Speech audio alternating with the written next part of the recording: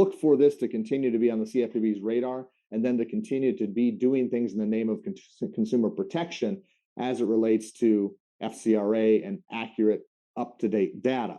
So the question we often get is this: can we have a policy within our financial institution of reusing a credit report that we ordered with a previous transaction? So it goes a little something like this.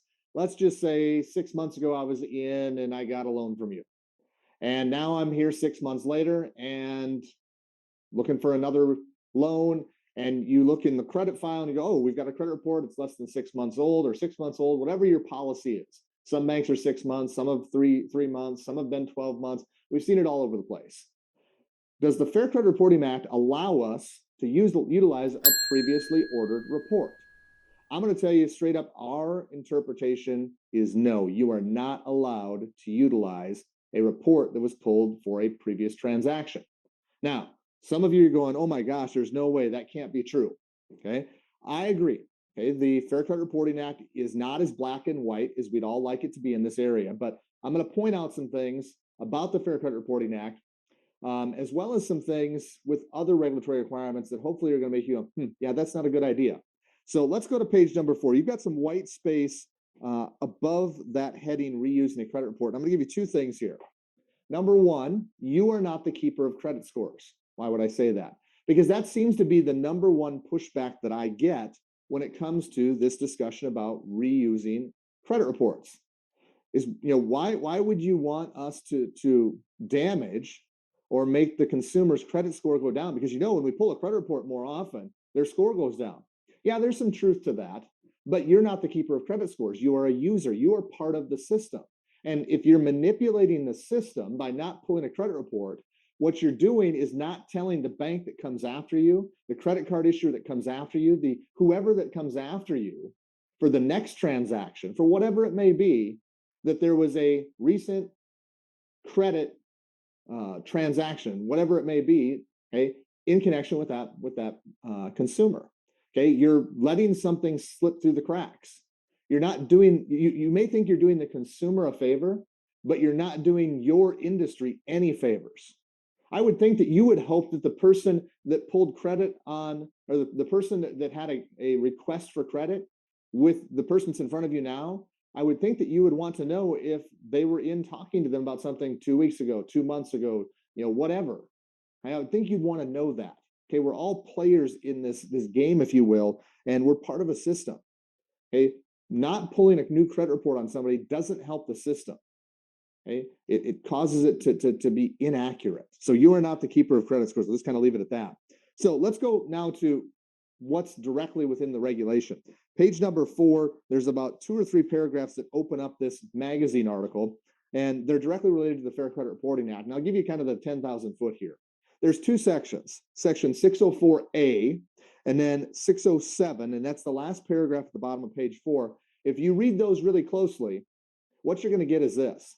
When you order a credit report in connection with the transaction, it's for that transaction, and you're certifying that to the credit reporting agencies when you order that report.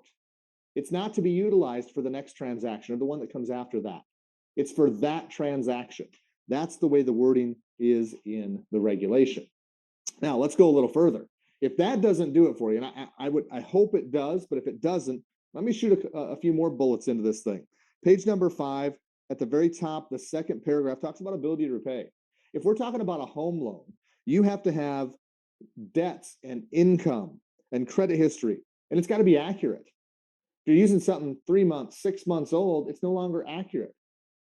If we go to the Military Lending Act, there's a safe harbor if you utilize the credit report to let you know whether or not somebody is a service member or a dependent of a service member that's on active duty. Well, if you're using an old credit report, that information won't be up to date. Now you might say, well, we don't use that. Okay, fine, let's keep going. Credit scores and fraud alerts. Understand that credit scores go up and they go down, okay, day in and day out.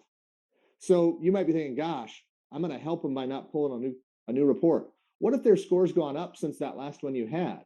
So yeah, it's not going to go down, but what if it's gone up enough that it would have been higher than what it was 3 months ago based on the one in your file?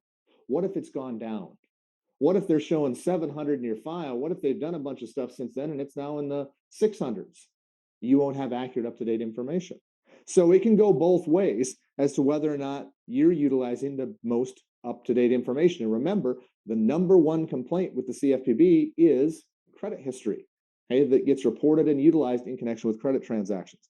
Fraud alerts could have been placed since the last time that you pulled the credit report. There could have been a credit freeze. There's been a ton of breaches in the last 5 years. And a lot of credit freezes and fraud alerts and fraud monitoring is out there. Don't get caught there. If we go on to page number 6, I'll leave you with this. Check your contract. I bet your contract with your credit reporting agency, whoever it is that you get them from, probably has information in it that says it's for that transaction. I've not seen one yet that doesn't say that it's for that transaction. And none of them say you can use it as much as you want for other transactions. I haven't seen one that says that. So it's likely that you're not allowed to anyway. Now, that's not regulatory, but that's your contract. And there's a reason your contract states that, because it backs up what it appears to be dictated by the regulation. All right, enough on that. That gives you some things to think about there. I will leave you with this. I'm not seeing regulators consistently write up banks for it, but it's getting a lot of press these days. And if that being the number one complaint, that of credit history, it might not be something that you want to continue doing. And you might find it's a better customer service to always use the most accurate, up-to-date information, both for you and for your customers.